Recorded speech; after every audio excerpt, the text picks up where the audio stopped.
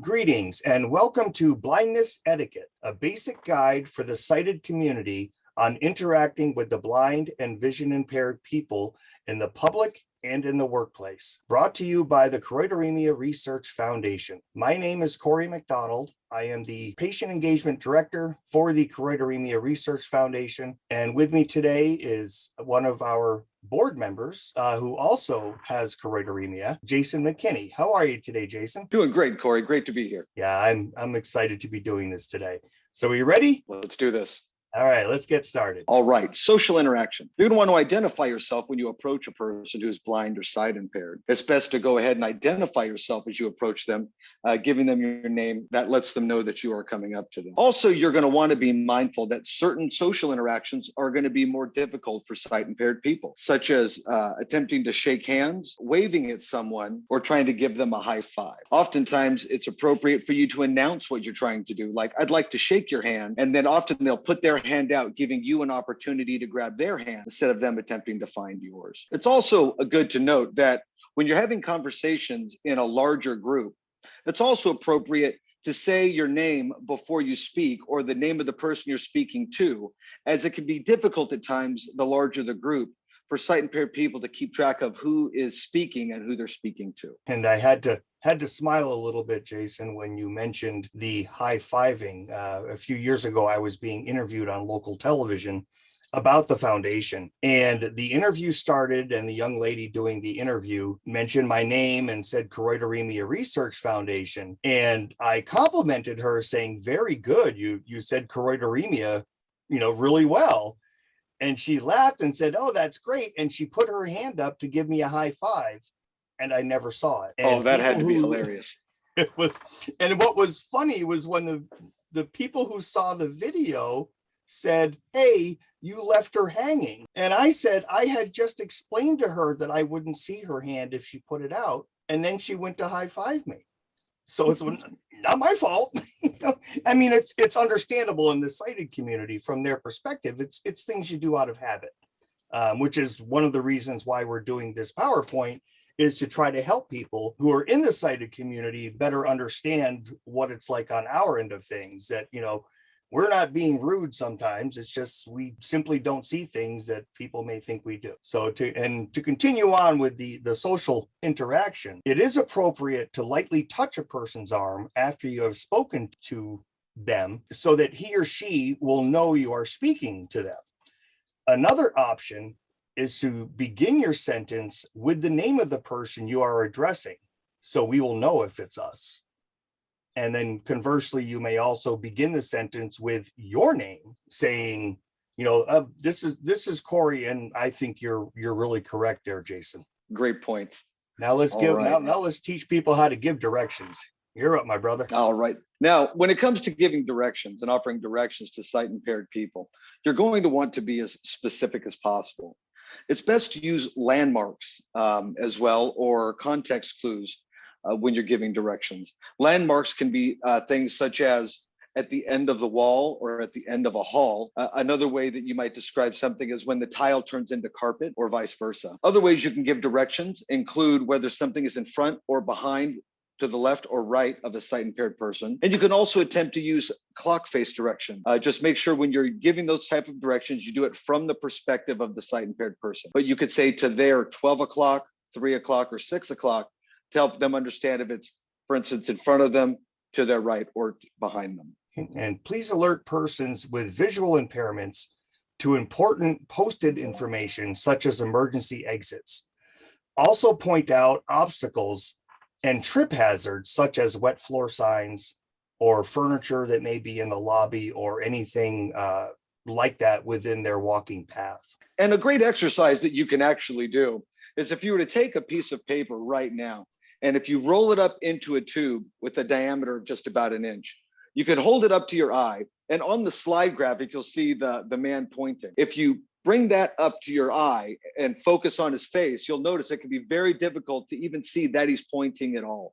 And that would be a lot of the experience of a sight impaired person with limited peripheral vision, is that pointing doesn't do very well. So, and when it comes to the types of things you're going to want to avoid, it's giving directions such as over there, things like that, because we don't know where over there is. or just pointing at something, because obviously it can be difficult for us to know where you're pointing or even finding your hand to understand how to follow the direction you're trying to lead us to. Being a sighted guide. Go ahead, my friend. Now, you may offer assistance if needed, but if your assistance is turned down or declined, there's no need to insist. That's perfectly fine. Now, if your offer is accepted, you can ask the person how you can best help. You can ask a question such as, do you need directions, or would you like to take my arm and have me lead you? Never simply grab a person's arm to lead them, and never ever grab a person's cane to attempt to lead them. That's considered very rude in the sight impaired community. Also, please adhere to what they say with regards to the type of assistance they needed, as most often the sight impaired person best knows what they need, the kind of assistance they need. And if a person has taken your arm, be sure to alert him or her before reaching stairs, curbs, or other level changes. Approach steps directly, not at an angle. Tell the person whether stairs go up or down, and mention when you reach the last step. Remember that when guiding someone, you are twice as wide and they are a half step behind you. If you go into a tight area that only allows for one person, such as walking through a restaurant to get to a table, move your arm behind your back to signal them to slide in behind you. When seating them, take your free hand, remove their hand from your other arm, and place it on the back of the chair. They will then know what to do. Another great thing to note as well is that when you're approaching unique obstacles such as curved staircases, for example, it's best to try to describe the type of situation that you're entering into. And I do know that in situations such as curved staircases, you can also offer if the sight impaired person would like to hold the banister with their hand, because that can help them find the curve and help them direct their path up or down a set of stairs. And now let's move into the home or the hotel room. Go ahead, Jason. Now, in the home or the hotel room, the most important thing to note is that sight impaired people often arrange furniture and personal items in specific ways for their safety and for their personal use.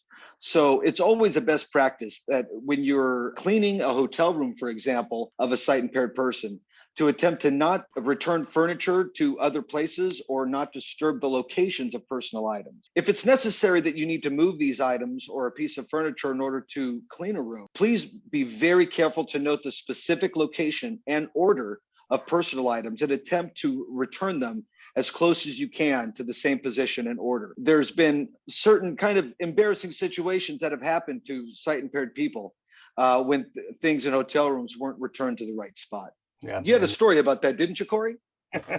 I do, actually. I was at a blindness convention for a different organization many years ago, and there was a person staying in the hotel who was fully blind, and they cleaned his room, and they did not put things back where they were supposed to be, and this poor gentleman ended up brushing his teeth with preparation H.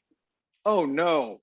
So yeah, I felt so bad for the guy when I heard this, but this is one of the things that really illustrates the point that, objects can be similar, and please be careful with putting them back exactly where they were, or just if you can get away with it, don't move them at all. That's a great point. And one last note as well is to not turn lights off in a sight impaired person's room.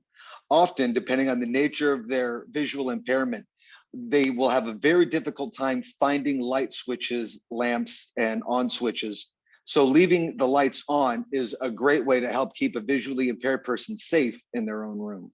Now, you're going to see people out in public and, in hotels, at conventions, especially if you're working in a hotel and you're hosting a convention for visually impaired or blind people, you're going to see people with guide dogs. And let's all agree they're adorable, and you want to give them all the love that they deserve and really deserve. But there are some guidelines, and there are very good reasons to have them. So we're going to go over a little guide dog etiquette for you here. Never, ever pet or otherwise distract a guide dog unless the owner has given you permission. The standard rule of thumb is if a dog is in their harness, they are working.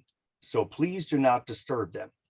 If they are on a normal leash, they are usually off duty, and it is okay to approach and ask to pet them. These dogs are specially trained and responsible for keeping their owners safe. Any distraction away from their job could cause serious injury to the owner and the dog. Please do not call the dog. If you want to pet the dog, always just ask the owner. That is your best practice here. That's a great point, Corey. Absolutely. And they are adorable. I've never seen an ugly guide dog. Anyway. I don't think they exist. All right. All right. Well, everyone, I'd like to thank you for watching. And it's our sincere hope that this presentation will help aid you when interacting with those of us in the sight impaired community. Now, if you have any questions or comments, or you'd like to receive a copy of the bullet points of this presentation for friends or coworkers, please email us at info@curechm.org.